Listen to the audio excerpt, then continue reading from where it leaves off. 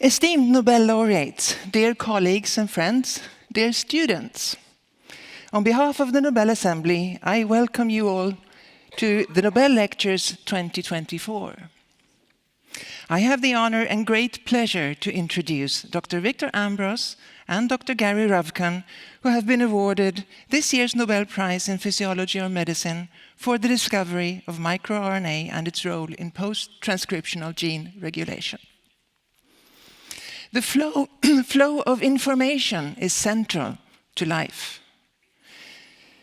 How different organisms perform the critical functions they need to develop, thrive, reproduce, all depend on a basic set of instructions that resides deep inside our cells in the form of genes that are made of DNA containing the code of life.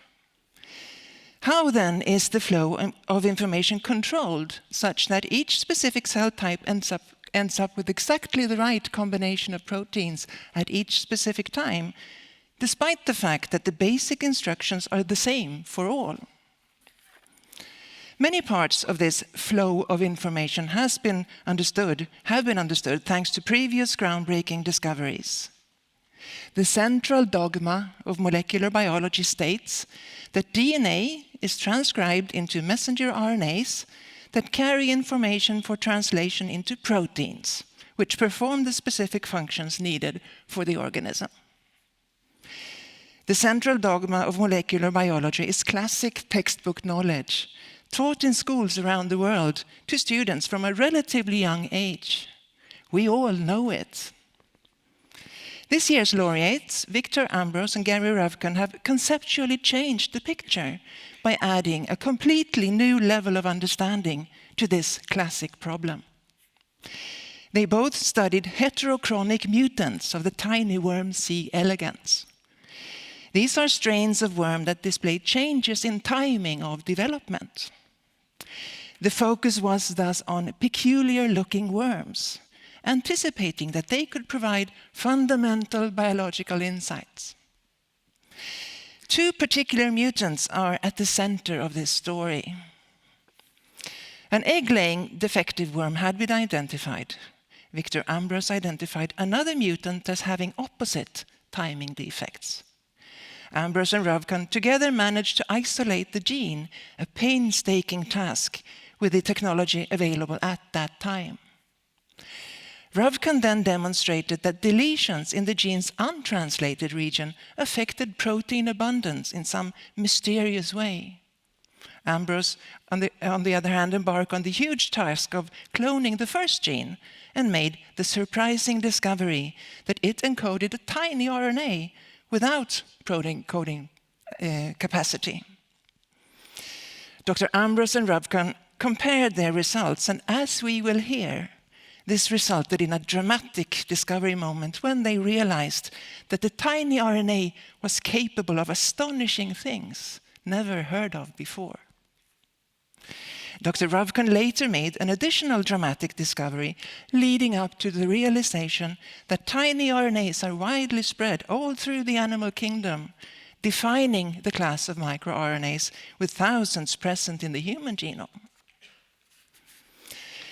Victor Ambros and Gary Ruvkun thus unraveled a completely unexpected mechanism for how flow of information is regulated in our cells. MicroRNAs determine which of all messenger RNAs are translated into proteins, thus exerting a fine-tuning control station that operates differently from all previously known modes of gene regulation. By working in networks, they allow for combinatorial effects, enabling systems-level actions. In complex life, myriads of complicated biological processes are active simultaneously. All of these have to be precisely regulated without interfering with each other, while also compensating for changing environmental conditions. How is all this possible? Shouldn't it all be chaos? The discovery of microRNAs with their systems-level mode of action does make it a bit more conceivable. We are going to hear an exciting story by two remarkable individuals. Both showed a strong interest in science already from a very early age. As boys, they were fascinated by astronomy, growing up during the early days of space travels.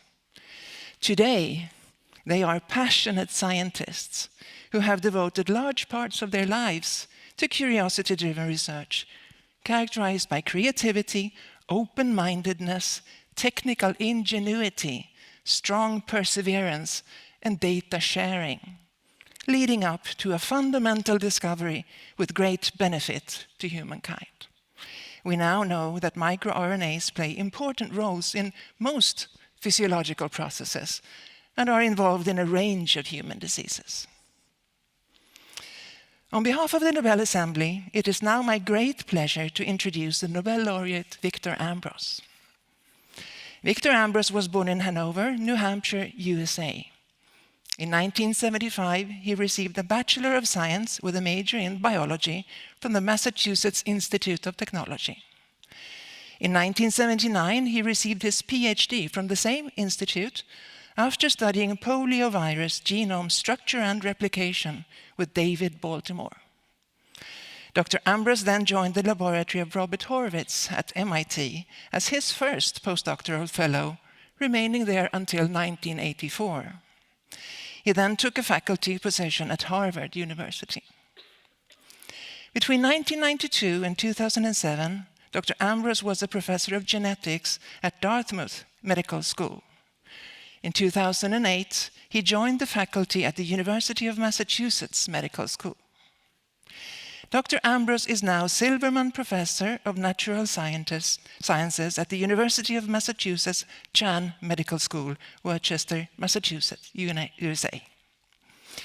Dr. Ambros, we are very much looking forward to your Nobel lecture entitled A Marvelous Unfolding Story of microRNAs.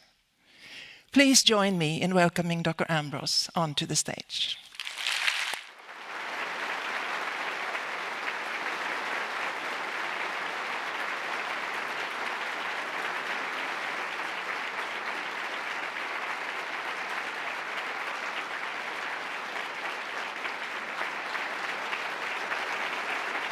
Thank you so much.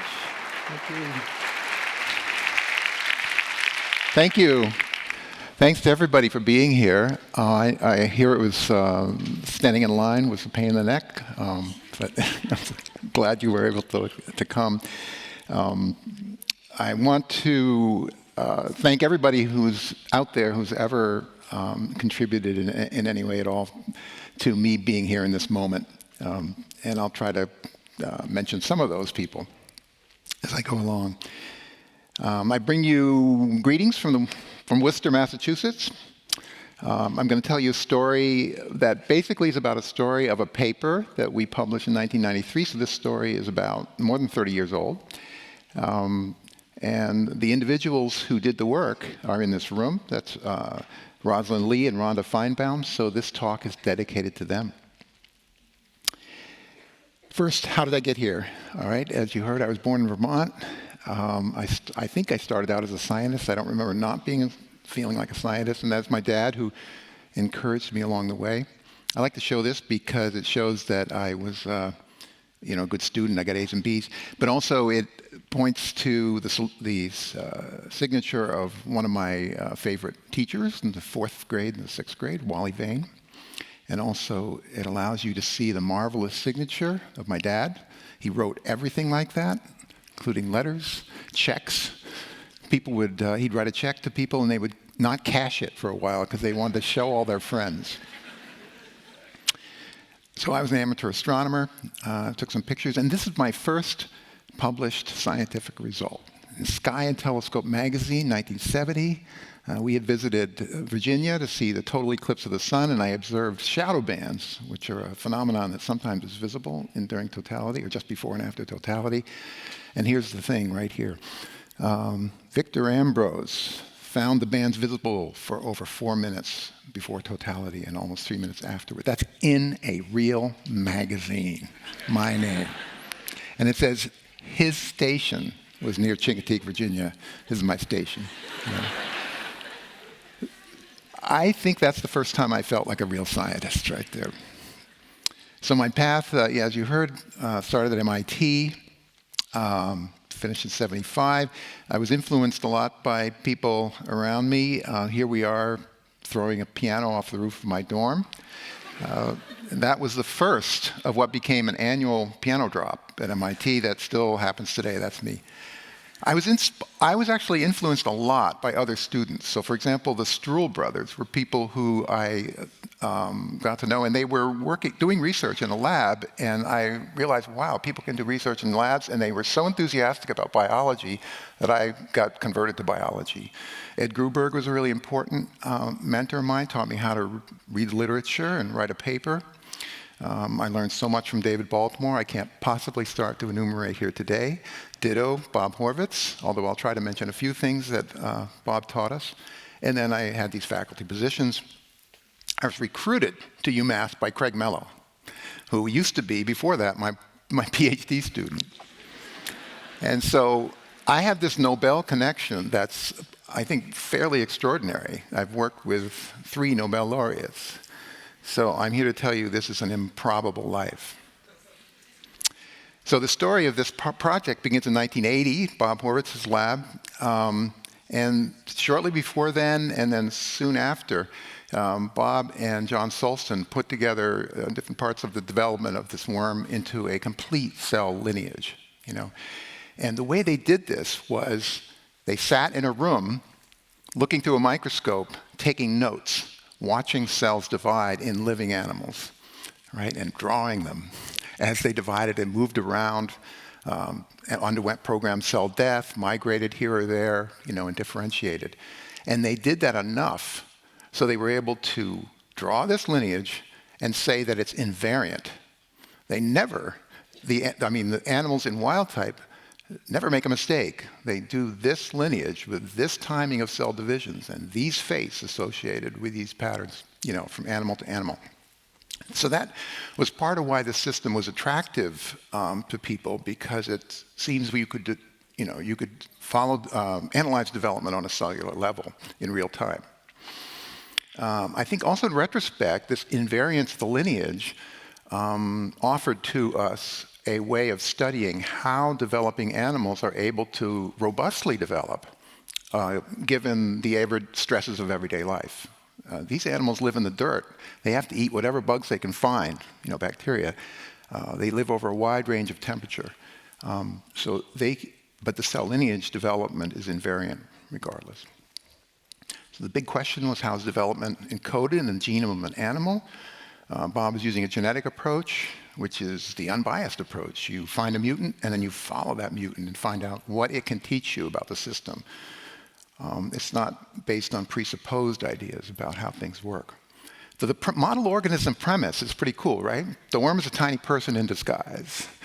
And so that means if you study developmental mechanisms in one animal, it'll teach you about other animals. And the rationale for this is basically that we have a common ancestor. That's, pardon my fanciful bilaterian ancestor, but the idea is that that animal had an endowment of gene regulatory network machinery that possessed latently everything for all the animals after that. And we now know from genome sequences, estimates vary, about 5,000 genes that are completely conserved. And it's that genetic toolkit and how it's adapted and how regulatory interactions and mechanisms are brought into play are underlying the diversity and complexity of animals. So the genetic approach is you've got a mutant and you've got a phenotype, all right?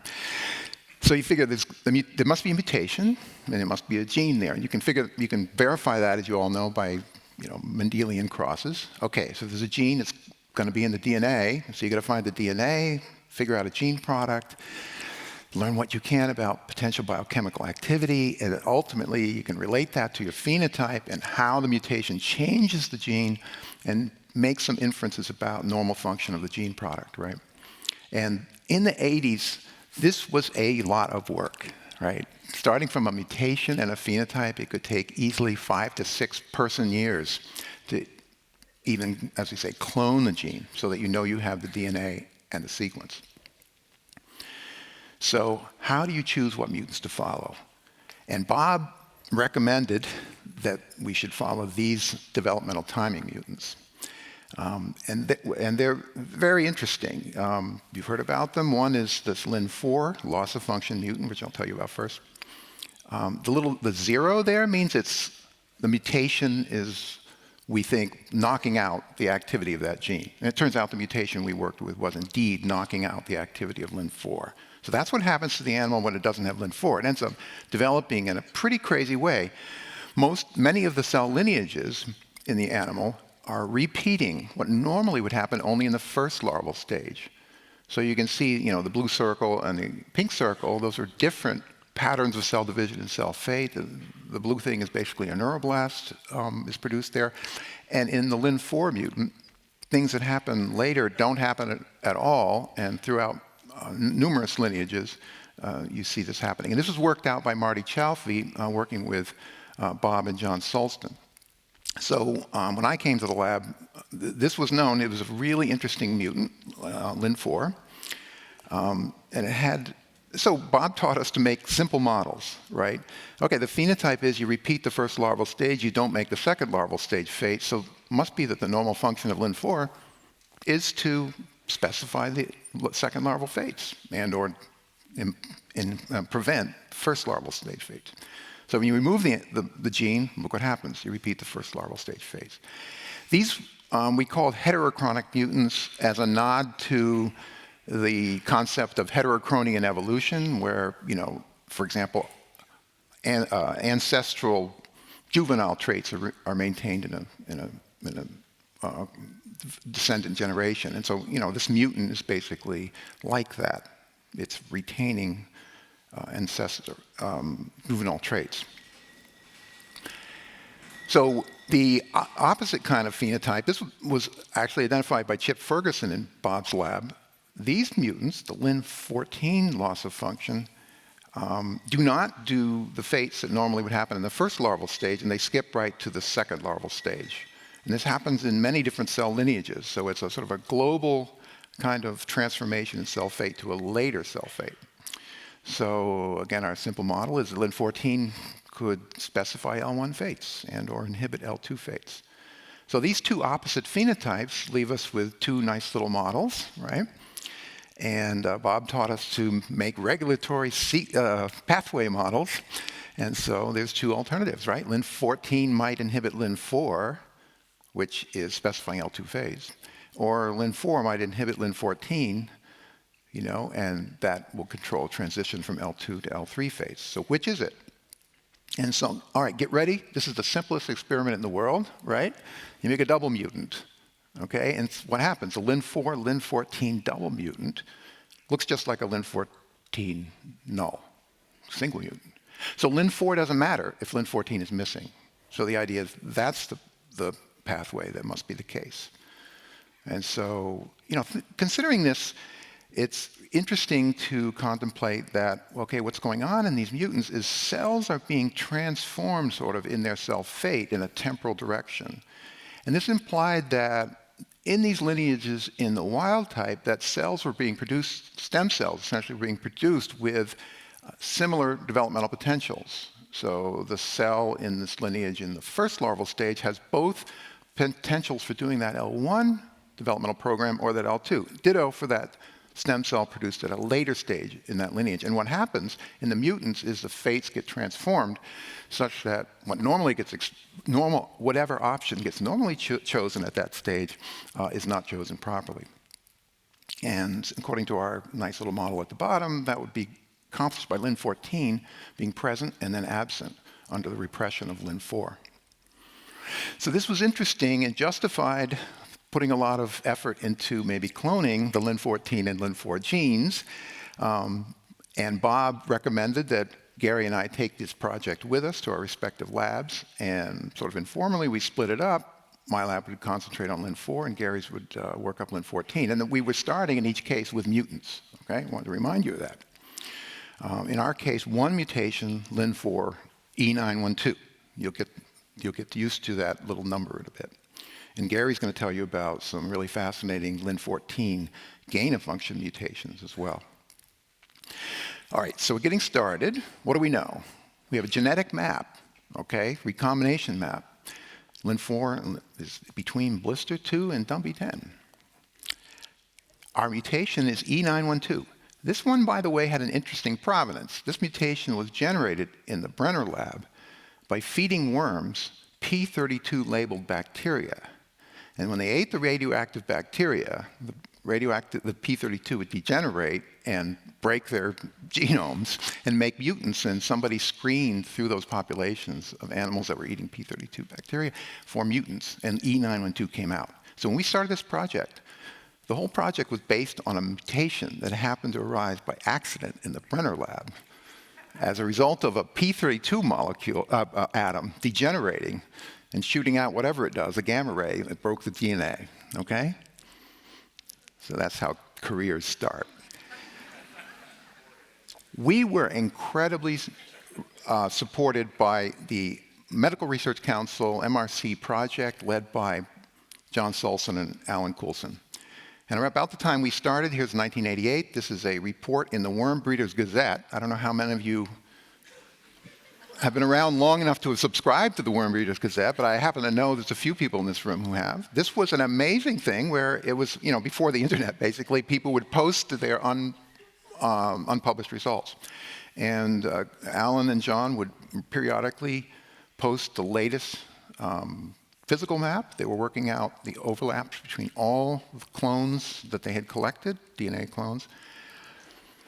They would share clones with us, of course, send us advice. I found a couple of letters from Alan and John.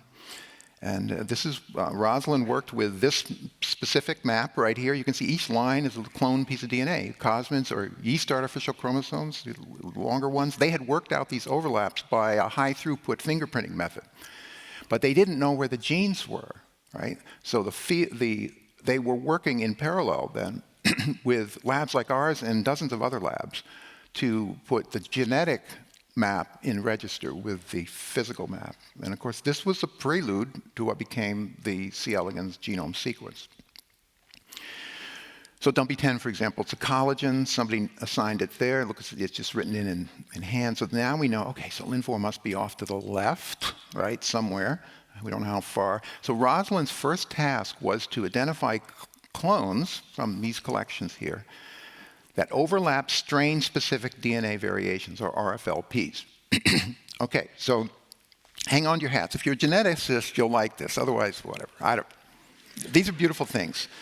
We wanted to find a piece of DNA that we could have in our hand and that we could say, this piece of DNA has the following phenotype.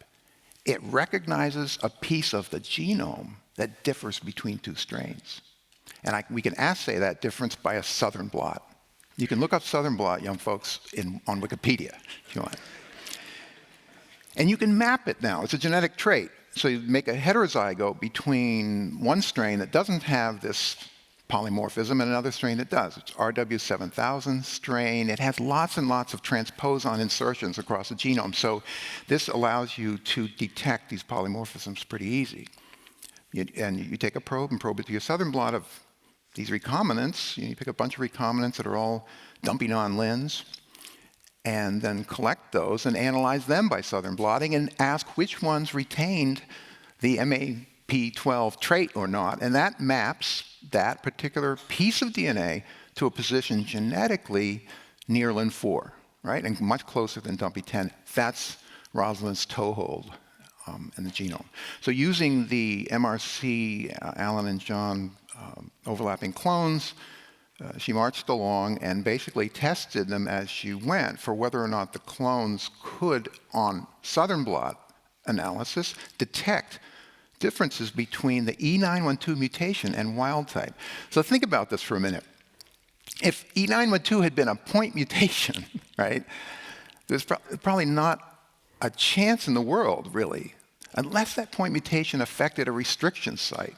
All right, so now we're getting gory, and if you're a molecular biologist, you can appreciate that. So the chance of finding a Lin4 E912 mutation was risky, right? But she found it. And it turns out that, so for example, here's a blot with two different enzymes digesting DNA from Lin4 E912 versus wild type, and you can see the difference, right?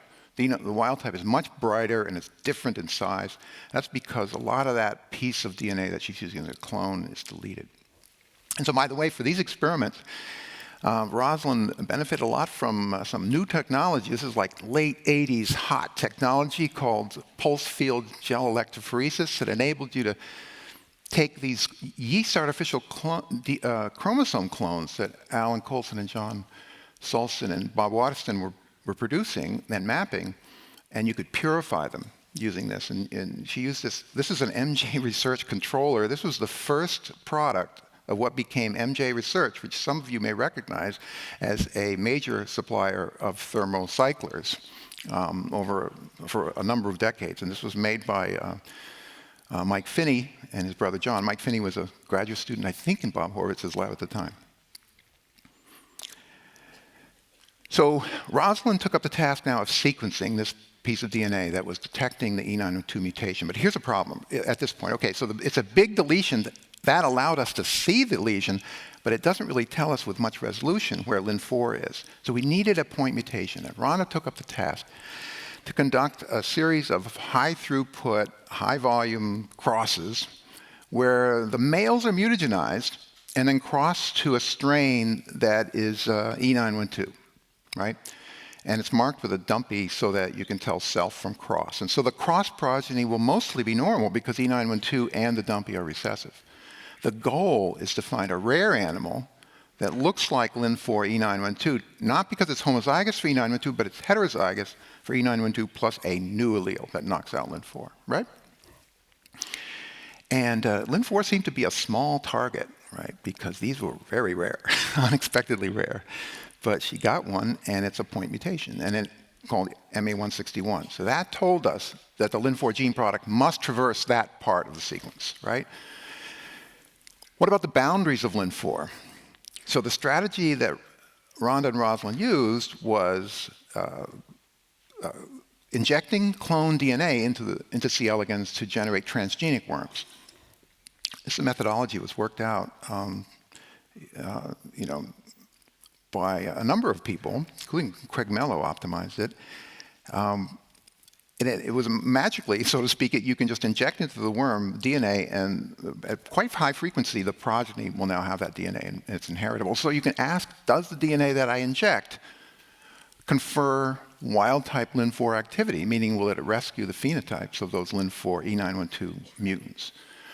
And that clone did, a smaller clone did, a smaller clone rescued, an even smaller clone, and finally, 700 base pairs clone rescued Lin4. So this is a really small gene, and that started to pique our interest because even as a protein gene, this is going to be a small protein. So we felt we were onto something interesting. So the Lin4 gene has to be in there. We want to find the transcripts. So those sequences are used to probe, as probes, try to find the transcripts through various hybridization strategies. And Rhonda went on maternity leave, I think, and so I did for a little while. I actually did some stuff, and doing these ribonucleotide protections. And here you have a radioactive probe. You hybridize the total RNA of wild type or your E912 mutant, and you ask what size of a piece of the probe gets protected from ribonuclease because it's formed double-stranded. And we got really excited because it's 55 nucleotides. So I'm telling you, wow, we knew we had something unusual. The gene is small, and the transcript is only 55 nucleotides, or maybe a little bit more than that, depending on interpreting the probes here. So we knew it was small. But then, so I presented these data at a floor meeting, a research in progress, and our friend Margaret Barron said, "What's that at the bottom of the gel?" And I said, schmutz, I don't know. And she says, well, maybe you should look at a shorter exposure. And sure enough, the major transcript, which is present in the wild type, present in the rescued strain, absent in E902, absent in the control, is really small. So the major transcript is small, about 22 nucleotides. And Rhonda now really nailed this down with northern blots and S1 nuclease protection and primer extension experiments. So there we were. Now we definitely had something unusual. There's the MA161 mutation in one of the nucleotides that's in that major transcript. The minor transcript, longer, folds into a hairpin. We now know that's the precursor that gets processed out by dicer and captured by Argonaut. So, and there's MA161. So the thing is, we think, okay, this thing has a very small transcript. It's really unusual, and we're going to report to the world that that Lin4 does not encode a protein, right? And I think that I was annoying, perhaps, to Rhonda and Rosalind because I thought, okay, we got to prove it. We got to prove there's no protein whatsoever. I mean, there are some start codons, but of course there's some stop codons too. So Rhonda and Rosalind did some mutagenesis, inserting out of frame, substituting in a stop, all those constructs rescued, so those putative upstream orphs can't be real. And then they did evolutionary mutagenesis.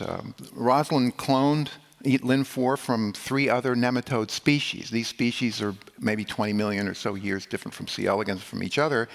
So you're letting evolution do the mutagenesis. And importantly, all those clones from the other species rescued C. elegans Lin4. So they have Lin4 function, but if you look through the sequences, you basically cannot find a conserved protein. So we nailed it. There's no protein produced from that gene. So in June 1992, Gary and I got together and compared sequences because we had the small RNA sequence. He had sequence from Lin14 3' UTR, and we matched that up. We got on the telephone. I don't know how many of you recognize that as a telephone. And it's a landline, and there was this complementarity between these 3' UTR elements in Lin14, and importantly, Gary's lab has shown that those elements were conserved in multiple nematode species, just like we had shown that the Lin4 was conserved in sequence. So the complementarity was conserved. So in that moment, we knew the mechanism. It's really wonderful, because it's rarely that you can kind of inspect data and know the mechanism. So that was definitely fun. So we published those papers. Nowadays, by the way, we know that Lin4 is a little bit shorter than what we had it. We're being generous, given the vagaries of the methods at the time. Okay, so what did we do then? So from 1993 to 2000, our lab was doing some heterochronic stuff. The pathway was a little bit crude in the beginning. About that time, we knew that there was Lin4, Lin14, there was Lin28 was involved. And these were controlling early larval fate transitions. The Lin29 was controlling later transitions. And Rugby cloned Lin29, showed that it was actually a conserved zinc finger protein. And Eric Moss, working with Rosalind, cloned Lin28. That was also a conserved protein, in this case an RNA binding protein, apparently. Also, they found it was targeted by Lin4. So this Lin4 mechanism, whatever it is portable to another gene, as long as you have sites in the 3' UTR for Lin4. And then Rhonda did some nice experiments showing that Lin4, in fact, acts as a switch. And Phil Olson did some interesting work on the mechanism of Lin4 repression of Lin14. I'll mention that in a few moments. And then working with the Ruvkun lab, found that Lin41 is a conserved protein, and it's targeted by LET7. So there were 3 conserved proteins in the pathway. So the heterochronic pathway had, gained a lot of cachet at this point.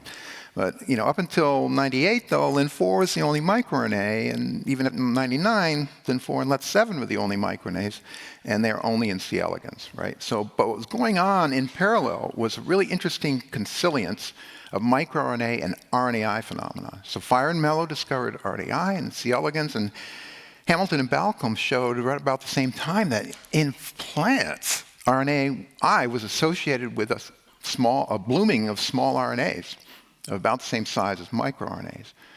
So it really looked like RNAi and microRNAs are maybe mechanistically related. This was really nailed down by the Mello lab working with Ruvkun, showing that Argonaut proteins are central to RNAi and microRNAs, right? So this really told us that, look, maybe microRNAs, Lin4 and LET7, are evolutionary adaptations of RNAi for gene regulation, right? And let me remind you, RNAi is generally, a viral defense mechanism where double-stranded RNA is detected, foreign double-stranded RNA usually is detected, viral replication intermediates, for example, dicer cleaves that up into small RNAs. They go into AGO. One strand is, and it goes into AGO and it destroys the invading RNA. So microRNAs are double-stranded RNAs that are processed by dicer, but the double-stranded RNA comes from the genome. It's in a gene that's evolved to regulate other genes, right? So microRNA is ancient, so are microRNAs. LET7 is conserved across all the animals. This paper, when it came out in 2000, was a real watershed. And personally, I didn't even know these results. These guys had kept it secret, right, for a maximum drama. So, when I opened Nature and read this, I thought, holy cow, wow, So microRNAs, LET7 is ancient, derived from RNAi. The bilaterian ancestor had LET7. Look, it's been 400 million years. It's had plenty of time. It's just, life has to evolve other microRNAs besides LET7. And we just haven't found them, right? Because they didn't present themselves to us by mutation, right? Okay, so in a model organism. So Rosalind and I got excited, and we taught ourselves all kinds of new stuff, like making cDNA libraries from small RNAs, growing up these, making libraries. We just hadn't done this stuff before. We found finding somebody who could sequence little short inserts without charging a fortune, or as the Whitehead wanted to do, be co-authors and charge a fortune. So we could match them to the genome, and sure enough, the genome where they matched could be folded into a hairpin, and so they look just like Lin4 and LET7, but they're different sequences, and many of them are conserved in other organisms, including flies and humans, just by sequence match. So we thought, well, we got to write this up. It's going to be cool, But then one day I get an email from the editor of Science and says, can you review this paper? Here's the abstract. And the abstract from the Tuschl lab. And it says, we've cloned many new microRNAs, from humans, and then they matched Drosophila and C. elegans and stuff. And so there's way more microRNAs out there than Lin4 and LET7. So it's like exactly what we wanted to say. But so I said, no, I can't review it because we have similar results. And is it okay if we send our manuscript to be, considered at the same time? And he said, very kindly, he said, yes, but get it to us by the end of the week. And there's another paper from the Bartel lab, So I'm telling you, by the skin of our teeth, we got this paper co-submitted and co-published side by side with these other papers. And together, the scope of these papers varies, and ours was focused on C. elegans, but basically the message from these three is there's lots of microRNAs, new ones, and a lot of them are conserved, like LET7 in all these animals, in flies, worms, and humans. So lots of other papers followed from that and sort of filled things in, and including showing that Lemire 100 is in Nigeria, meaning that it's even more ancient than the bilaterian microRNAs. And nowadays we know of about 25 bilaterian seed families. And the way we refer to them as seed families is because position 2 through 8 of the microRNA, which is the part that nucleates binding to targets, is conserved. That's the part that gets fixed in evolution once the microRNA evolves. So, and by the way, there's other microRNAs in sponges, fungi, and plants, but they're probably evolved independently from RNAi. So there's maybe, 500-600 genes, microRNAs in humans, we now know, 100 or more. Seed families, a couple hundred, 100 to a couple hundred. How do microRNAs recognize their targets? Here's an early study that really kind of told us. This is a Brennecke paper showing that for these microRNAs and these targets, you can see base pairing predicted between the seed, and in some cases in the middle, seed only, and in other cases, seed plus 3' sequences. What's shown is, I think, 5 or 6 species of insect. So this conservation of the base pairing or the complementarity is used pretty routinely to apply confidence to the fact to the idea that these interactions are functionally real. So we search for potential targets of a microRNA computationally using the seed sequence, essentially. Now, how do microRNAs repress the target? So the key thing here is you notice that the microRNAs in animals don't perfectly match their target like siRNAs do in RNAi. That activates the slicer activity of Argonaut, and the RNA gets destroyed. It appears that evolution has contrived to allow animals flexibility in how they use their microRNAs. Most of the targets of all the microRNAs, essentially, are mismatched at least position 9 and 10 of the microRNA. So this gives the situation some flexibility. There's no slicing, no rapid destruction of the mRNA, and this allows what's called a programmable repression by other means. And we know that Argonaut recruits a variety of proteins, assembles complexes that apparently have specialized or programmable outputs to either repress translation in some fashion or to cause the mRNA to be destabilized, often through deadenylation, and then decapping and then destruction. So there's lots of examples, and I want to emphasize, of microRNAs repressing targets without destabilizing the mRNA. So this is an early example from Brennecke et al. 2003, which in my opinion is actually still the best paper in the field of microRNAs. It's really amazing. Done by 2 graduate students in about 13 months, and published it in Cell. The Bantam microRNA represses HID protein production, and that regulates, is involved in apoptosis of the fly. So you can see here, these are wing primordia that they dissected out of the caterpillar. And the left panel is the protein detected by an antibody, and then the right panel is a primordia where they've detected the mRNA in this fashion. And you'll notice if you're a fly geneticist, they used this beautiful and elegant style of experimentation where they expressed HID in a stripe down the middle of the primordium, right? These are in flies that are not making the bantam, not producing the bantam. In flies producing bantam in this wing disc, you see the protein is essentially erased, but the mRNA is still there. So somehow the HID-bantam interaction ends up in translational repression of the target. Here's another example. This is familiar Lin4, Lin14. Phil Olson in the lab did these studies.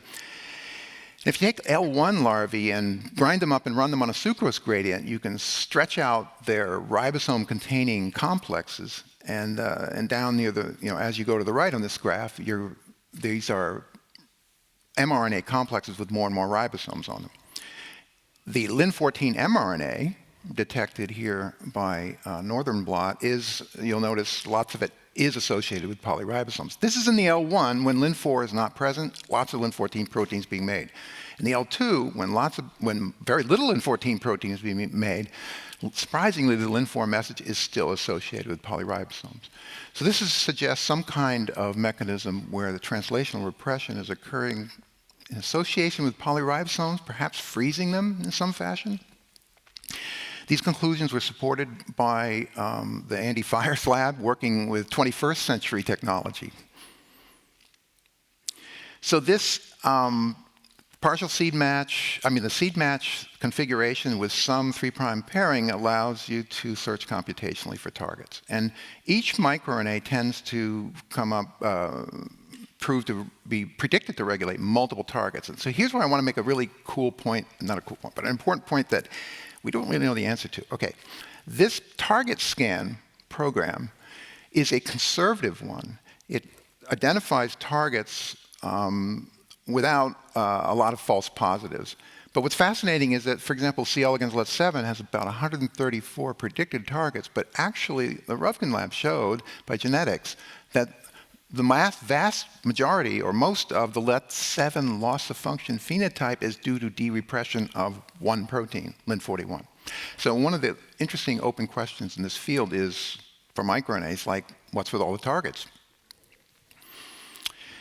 So I'll just quickly do this. In this study with Chen and Rajewski did was to basically, let's compare 3 species, flies, worms, and humans, for how many microRNAs they have in common. There's about 20 conserved seed families, and for about the 5,000 genes that are conserved across these three organisms, there's a very small minority of those genes that happen to be targeted by the same microRNA in all three species. So there's quite substantial evolutionary flex fluidity in targeting, and that's thought to reflect perhaps an adaptive role for gain and loss of microRNA targets. Now, at the same time, there are deeply conserved targets of microRNAs. And one kind is this LET7 Lin28 little epigenetic circuit where the RNA binding protein Lin28 directly regulates LET7 and LET7 directly regulates Lin28. And this controls pluripotency versus differentiation in many, many contexts, even in the same animal. So it's in C. elegans, it's employed in our heterochronic pathway in this fashion. So one mode of action of microRNAs is developmental switches, like Lin4 and Lin4 on Lin14, LET7 on Lin28 or Lin41. Another interesting mode is related to switches. It's in this example, these neuronal microRNAs can be sufficient to reprogram directly fibroblasts into neurons. Another mode of action of microRNAs is coordinating suites of genes. And in this case, MIR1 is regulating multiple components of a multi-protein complex. And this turns out to be important for muscle physiology. Another role that's been shown in a number of contexts is microRNAs are involved in gene regulatory networks where they basically buffer the network output from noisy input. And noisy input is an inevitable sort of trait, let's say, of transcriptional regulation, for example. Okay, one of the ways I love these experiments where people ask, well, what do microRNAs do? So let's just make a fish without any microRNAs. And I don't want to go into detail, but it's a beautiful experiment where Antonio Giraldez, working with Alex Shear, made these fish that have no microRNA. What happens? They make a fish, okay? So you don't need microRNAs to make a fish. But the fish are simpler than they normally would be. They lack a lot of cell types and a lot of morphological features that normal fish have. They're also very stress sensitive. So, the take home is microRNAs are good for promoting developmental cell complexity, and conferring physiological and developmental robustness. Here's another example from flies. Let's make some flies without microRNAs. And so the Carthew lab did this. Not surprising, an AGO1 mutant, the microRNA Argonaut, those mutants fail in development. That's if they're developing normally. If you contrive to slow their metabolism by removing insulin signaling so they develop very, very slow, at very, very slow metabolic rate, they can make flies. And similar results with if you're an aficionado in clones in the eye. So the idea is that they propose a really, I think, an interesting idea that microRNAs enabled rapid high energy growth and development, which would be an obvious adaptively advantageous innovation. All right, so they promote organismal complexity and stress-resilient living. Now, of course, stress resilience is intricately related to disease, right? And so this brings up the subject of, okay, what do microRNAs do in human disease? And I don't have any time here to cover the vast literature in this area. I just want to tell you one story that has been important to us because it's enabled us to get involved in our lab in a way of shifting from purely C. elegans, developmental genetics to a kind of partially C. elegans developmental genetics, but with some human context involved. And so I want to tell you about these human Argonaut mutations in neurodevelopmental disorder. And so these are mutations that occur spontaneously in people. They're not present in the mom or the dad, but the child has a neurodevelopmental disorder, delayed. It's many, many different kind of let's say indications, varies from child to child and so forth. These were striking because these are deletions of multiple Argonaut genes. So Argonaut 1, 3, and 4, AGO1, 3, 4 in humans are clustered together. These are microRNA Argonauts. There's one more microRNA Argonaut, AGO2, elsewhere. These mutations are knocking out multiple Argonauts. But they never found individuals that carried a knockout of a single Argonaut gene. Okay? So that suggested that this indication, neurodevelopmental disorder, required that multiple Argonauts be compromised somehow. Okay? But the most prevalent mutations are point mutations. But these are all single amino acid changes in, as it turns out, evolutionarily conserved amino acids in AGO1 or AGO2, and now there's AGO3 mutations have arisen in some individuals, or been found in some individuals. So here's 4 examples of the mutations that come up in these patients. All right, if single amino acid change can cause this condition, and I've just suggested that broad disruptions of multiple genes are required in order to get the condition, maybe could a single amino acids variant actually broadly disrupt microRNA regulation? And I'm going to show you why we think that could be the case. Because we had, Anna Wedell in the lab, had happened to accidentally come upon some C. elegans Argonaut mutations that also were like that. And one of them was right next door. They were like that in the sense that the mutation had broader effects on microRNAs than would have had if the gene was deleted. How does this work? In wild type, there's 2 Argonauts for microRNAs. In C. elegans, they're redundant. So if you knock out one of them, actually the remaining ALG2 is almost sufficient to take care of the job. However, if these so-called antimorphic mutations, the mutant protein is present, expressed, and runs rogue, let's say, right? So it associates with microRNAs, but it can't repress targets properly, and so it sequesters microRNAs away from ALG2, and so it the dysfunctional Argonaut poisons the normal redundancy. So could the Argonaut syndrome point mutations poison the redundancy of other human Argonauts? So we decided we would test that in C. elegans by modeling it. I know I'm running out of time, so if anybody's worried about that, I will accelerate, and I'll be done. So we modeled them in C. elegans, and this is, CRISPR-Cas gene editing is so amazing and easy in C. elegans, so we were able to make these mutants and look at them. And 2 of them had strong developmental phenotypes that we could show were stronger than the null. So this allowed us to suggest perhaps, indeed, the point mutations in humans were causing this condition because they were disabling or poisoning, let's say, the normal redundancy of microRNA Argonauts. Okay, the other ones are milder, and I won't say much about them. And so we then wanted to do molecular phenotyping. What do we want to know? We want to know what's the microRNAs that are expressed and associated with these proteins. I also want to know what the gene activity impact is. And we used ribosome profiling, which allows you to quantitatively measure and identify across the genome all the sequences that are associated with ribosomes.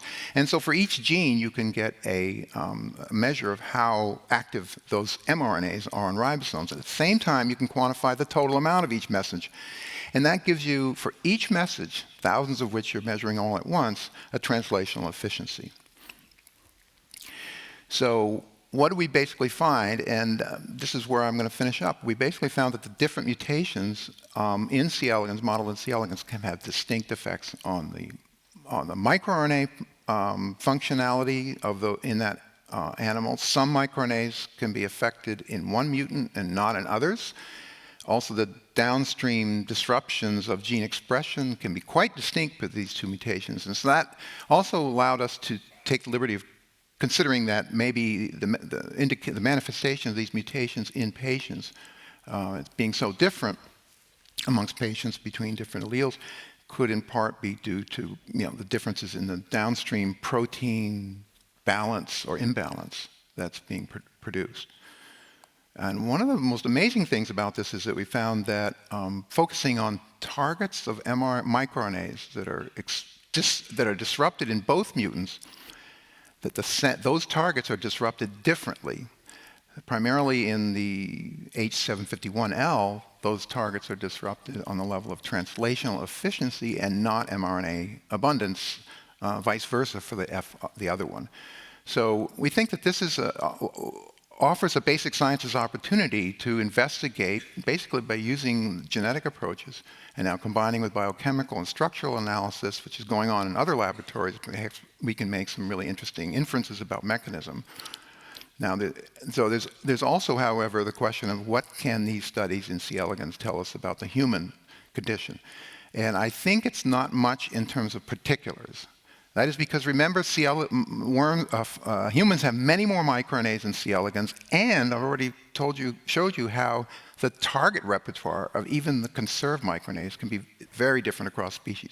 So we don't think it's the particulars of the gene expression disruptions that are downstream that we observe in C. elegans that could be, informative about the human situation, but it's more the character of them and the differences between mutations that we can resolve in the experimental system.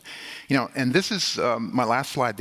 Archimedes syndrome is a very, human phenomenon. It involves patients, families, clinicians, support teams, and so forth.